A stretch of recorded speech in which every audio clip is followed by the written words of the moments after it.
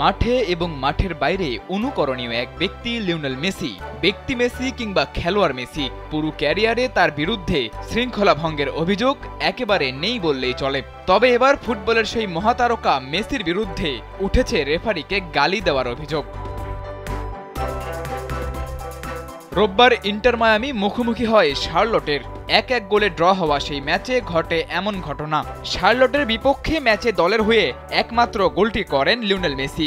আর সেই ম্যাচেই মেসিকে ঘিরে উঠেছে এই অভিযোগ। সামাজিক যোগাযোগ মাধ্যমে মেসির সাথে রেফারির তর্কের একটি ভিডিও ইতোমধ্যে ভাইরাল হয়েছে।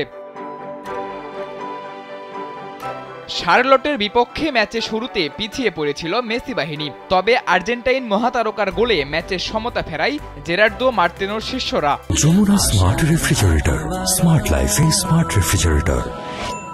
67 মিনিটে দলকে সমতায় ফিরিয়ে 10 মিনিট পরে ম্যাচের 77 মিনিটে ঘটে এমন অনাকাঙ্ক্ষিত ঘটনা। মায়ামির দিয়েগো গোমেজকে নিজেদের বক্সে ফেলে দেন শার্লটের ফরাসি ডিফেন্ডার আদিলসন মালান্দা। মেসি সেই রাগ পুষে রাখেন ম্যাচের শেষ পর্যন্ত। ম্যাচ শেষে বেশ রাগান্বিত অবস্থায় রেফারির সাথে আলোচনা করতে দেখা যায় লিওনেল মেসিকে। মেজর লিগ সকারের অফিসিয়াল ব্রডকাস্টের বরাত দিয়ে লাতিন আমেরিকার গণমাধ্যম ইনফোবে দাবি করেছে, ওই সময় মেসি নাকি রেফারিকে বলেন, তুমি কি একটা কুকুরের বাচ্চা। বেশ কয়েকবার এই একই বাক্য পুনরাবৃত্তি করলে রেফারি রামটাউচান মেসিকে হলুদ কার্ড দেখান। আর্জেন্টাইন তারকা লিওনেল মেসির বিপক্ষে সবশেষ কবে শৃঙ্খলা ভঙ্গের অভিযোগ এসেছিল তা মনে করাই কঠিন, কারণ তার পুরো ক্যারিয়ারে তিনি নিপাট একজন ভদ্রলোক বলেই পরিচিত।